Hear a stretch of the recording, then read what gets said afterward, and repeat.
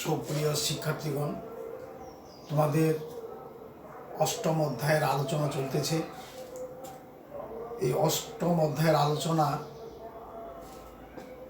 প্রাথমিকভাবে এর ভূমিকা সম্পর্কে প্রথম আলোচনা আমি করেছি। আজকে দ্বিতীয় আলোচনা শুরু করতে যাচ্ছি। অষ্টম অধ্যায়টার নাম হলো কেমিস্ট্রি অ্যান্ড এনার্জি, রসায়ন এবং শক্তি। তো এর আগে রসায়ন ও শক্তি কেমন করে এই দুটোর মধ্যে একটা সম্পর্ক আছে এবং এই অধ্যায়ে তোমরা কি কি শিখতে পারবে সে সম্পর্কে আমি ভূমিকায় আলোচনা করেছি। আজকে যে বিষয়টা আলোচনা করব সেটা হচ্ছে রাসায়নিক শক্তি, কেমিক্যাল এনার্জি। এই কেমিক্যাল এনার্জি জানতে গেলে আমাদের ব্যাপারটা এইভাবে জানতে হবে, এই বিশ্বের যত বস্তু আছে, যত পদার্থ আছে, প্রত্যেকটা বস্তুর মধ্যে এই 118টি মৌলের দ্বারা গঠিত, অর্থাৎ 118টি মৌলের মধ্যে একটি বা দুটি থাকবেই, অর্থাৎ 118টি ছাড়া বিশ্বের কোনো পদার্থ, সেটা গ্যাসীয় হোক, তরল হোক, কঠিন হোক, পৃথিবীর অভ্যন্তরে হোক, পৃথিবীর বাইরে হোক, 118টির বাইরে উপাদানগুলো থাকতে পারে না। কারণ 118টি উপাদান আজ পর্যন্ত আন্তর্জাতিকভাবে স্বীকৃত।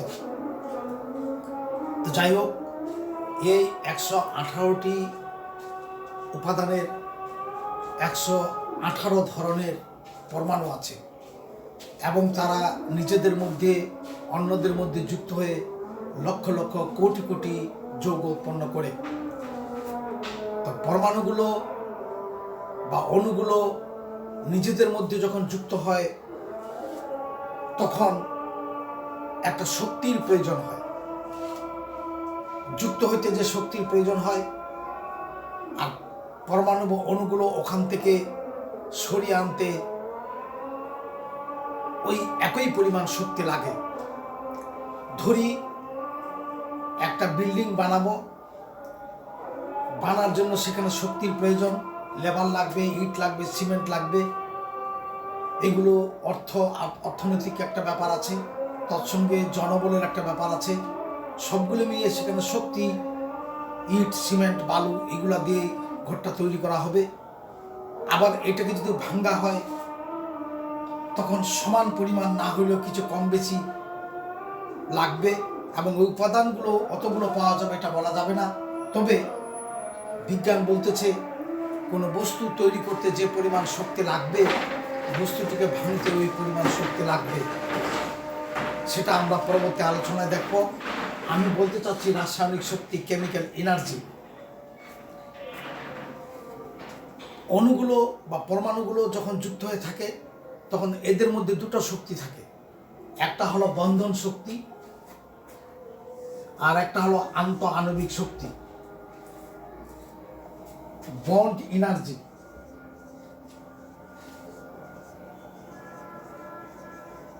বন্ড এনার্জি এবং আরেকটা হলো ইন্টারমলিকুলার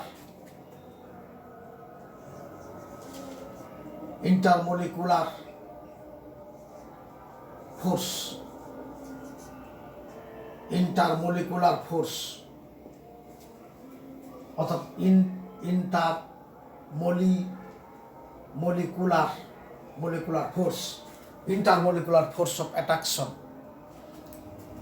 এখানে বন্ধন শক্তিতে বলা হচ্ছে এই 118টা মৌলের মধ্যে যদি এই পরমাণুগুলো যখন বন্ধন হয়ে থাকবে তখন এদের মধ্যে একটা বন্ধন থাকবে। এই বন্ধনটাই হলো এর জন্য একটা শক্তি। এই বন্ধনগুলো হতে পারে ইলেকট্রন আদান প্রদানের মাধ্যমে, আর একটা বন্ধন হতে পারে ইলেকট্রন শেয়ারের মাধ্যমে। ইলেকট্রনগুলো শেয়ারের মাধ্যমে। কেন শেয়ারের মাধ্যমে? এগুলো আমরা আয়নিক বন্ধন বা সমযোজী বন্ধন। আবার দেখা যাবে কতগুলো ধাতব পদার্থ যেমন লোহা, তারা একসঙ্গে বসবাস করবে, সেগুলোর ধাতব বন্ধন। অর্থাৎ পরমাণুগুলো যে শক্তি নিয়ে আবদ্ধ হয়ে থাকে সেটা হলো বন্ধন শক্তি। এই বন্ধন শক্তি করতে যা তৈরি হবে, ভাঙতে সে পরিমাণ শক্তি লাগবে। আর অপরদিকে অণুগুলো, ধরি আমরা এরকম একটা অণু, এই অণুগুলো অর্থাৎ সেগুলো পানির অণু হতে পারে, অন্য যে কোনো সোডিয়াম ক্লোরাইডের অণু হতে পারে। এই অণুগুলোর মধ্যে একটা ইন্টারমলিকুলার একটা স্পেস আছে। অণুগুলো যখন এক জায়গায় আবদ্ধ হয়ে থাকে, ইন্টারমলিকুলার স্পেস একটা থাকে, ভিতরে তার একটা জায়গা থাকে। এই জায়গাটাকে থাকার জন্য অণুগুলো পরস্পর আকর্ষণ বিকর্ষণ বল ওদের মধ্যে আছে। যখন আকর্ষণ বিকর্ষণ তুলনায় আকর্ষণ বলটা যখন বেশি হবে, তখন ওই ফোর্সটাকে বলা হচ্ছে ভিতরের শক্তি। কার? অণুর। তাহলে কথাটা এইভাবে বলতে পারি, ইন্টারমলিকুলার ফোর্স, অর্থাৎ আণবিক অণুর ভিতরে শক্তিটা। এটা নিয়ে অনেক গবেষণা আছে। বড় ক্লাসে তোমরা এর 4 ধরনের শক্তি আমরা পাবো, এবং এখানে নতুন একটা বড় লন্ডন ফোর্স আছে। এগুলো এখানে আলোচনা কোনো প্রয়োজন নাই। এখানে আমরা আলোচনার মধ্যে থাকবো রাসায়নিক শক্তি। তাহলে অণুগুলো যে আবদ্ধ হয়ে থাকে সেখানকার শক্তিটা হলো আণবিক শক্তি। যদি এদের মধ্যে আকর্ষণটা প্রবল হয় তাহলে সেটা কঠিন, তোমরা জানো। আর একটু কম হলে সেটা তরল। আবার যদি এদের মধ্যে একটা নগণ্য হয় তাহলে সেটা গ্যাসীয়। যাই হোক, এদের মধ্যে একটা আণবিক আকর্ষণ, এই বন্ড এনার্জি এবং ইন্টারমলিকুলার ফোর্স অফ অ্যাট্রাকশন, এগুলোই হলো রাসায়নিক শক্তি। যেমন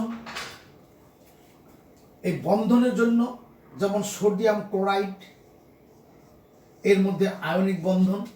আবার এই হাইড্রোজেন বা হাইড্রোক্লোরিক অ্যাসিড, এটা হলো সমযোজী বন্ধন।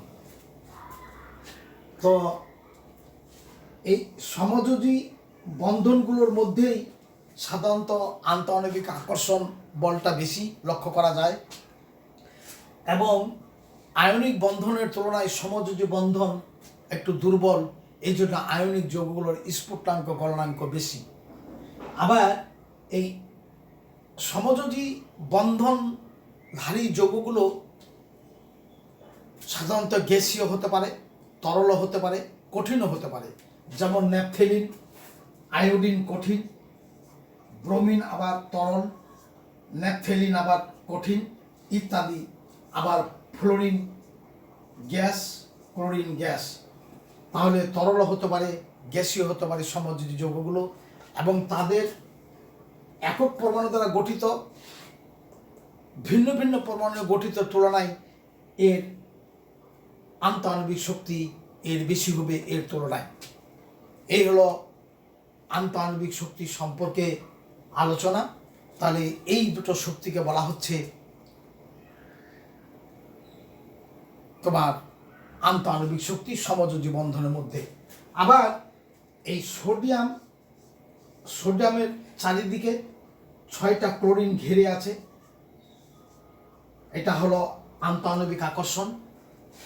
6টা ক্লোরিন একে ঘিরে আছে, 1 2 3 4 6।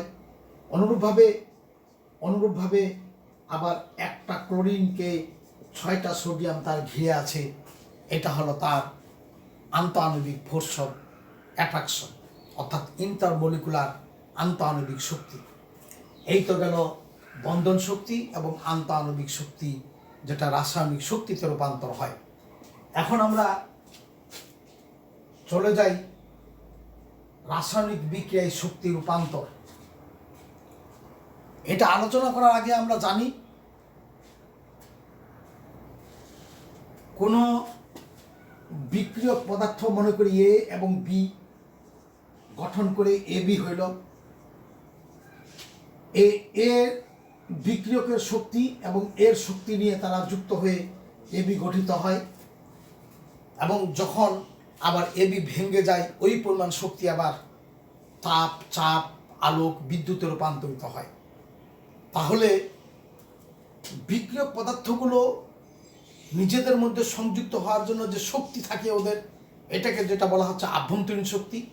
এই আভ্যন্তরীণ শক্তির বলে বিক্রিয়কগুলো পরস্পরের মধ্যে যুক্ত হয়ে যৌগ গঠন করে। আবার এই যৌগগুলো ভাঙলে বিভিন্ন শক্তিতে রূপান্তর হয়, যেমন তাপ শক্তি, আলোক শক্তি, শব্দ, বিদ্যুৎ ইত্যাদি শক্তিতে রূপান্তরিত হয়। এই হলো রাসায়নিক বিক্রিয়ায় শক্তি রূপান্তর। এরপরে আছে শক্তির পরিমাপ। শক্তির পরিমাপের একক। শক্তি পরিমাপের একক আলোচনা করতে গিয়ে আমরা দেখব কিভাবে শক্তি পরিমাপ করা হয়। এই পরিমাপের জন্য দুটি একক আছে, একটা হলো ক্যালোরি আর অপরটা হলো কিলো ক্যালোরি। ক্যালোরিটা এইরকম, 1 গ্রাম বস্তুকে, এখানে 1 গ্রাম বস্তু নিলাম আমি, একে 1 ডিগ্রি সেলসিয়াস তাপমাত্রা, 0 থেকে 1 ডিগ্রি সেলসিয়াস তাপমাত্রা উঠাবো। 1 গ্রাম বস্তুকে 0 থেকে 1 ডিগ্রি বা 1 ডিগ্রি থেকে 2 ডিগ্রি, 1 ডিগ্রি তাপমাত্রা উঠাইতে যে পরিমাণ তাপের প্রয়োজন ওটা হবে 1 ক্যালোরি। অনুরূপভাবে যদি 1 কেজি হয় বস্তুটির ভর, তাহলে 1 ডিগ্রি সেলসিয়াস তাপমাত্রা তুলতে যে পরিমাণ তাপের প্রয়োজন হয় সেটা হলো 1 কিলো ক্যালোরি। এদেরকে সাধারণত ক্যালোরি এবং কিলো ক্যালোরি দ্বারা প্রকাশ করা হয়। 1 কিলো ক্যালোরি, 1 ক্যালোরি সমান হচ্ছে 4.8 জুল। এখন এই যে জুল কথাটা আসলো, আন্তর্জাতিকভাবে এটা একক, শক্তির একক হচ্ছে জুল। জুলটা কীরকম জিনিস? জুলটা হইল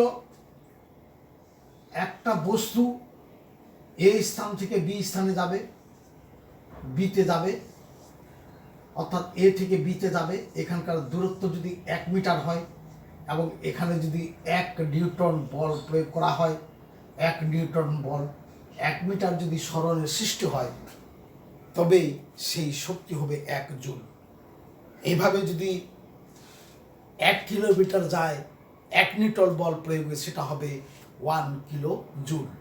সেটাকে জুল এবং কিলো জুল, কেজি বা জুল ইত্যাদি দ্বারা প্রকাশ করা হয়। 1 ক্যালোরি সমান 4.8 জুল। এটা হলো আন্তর্জাতিক একক। এই তো গেল রাসায়নিক শক্তি সম্পর্কে রাসায়নিক বন্ধন, আন্তঃআণবিক আকর্ষণ বা ইন্টারমলিকুলার ফোর্স এবং তাদের একক, এবং রাসায়নিক বিভিন্ন শক্তি রূপান্তর এবং আন্তর্জাতিক একক, সেখানে জুল এবং কিলো জুল কাকে বলে এ সম্পর্কে তোমাদের ধারণা থাকা লাগবে। এগুলো হলো শক্তি পরিমাপের একক।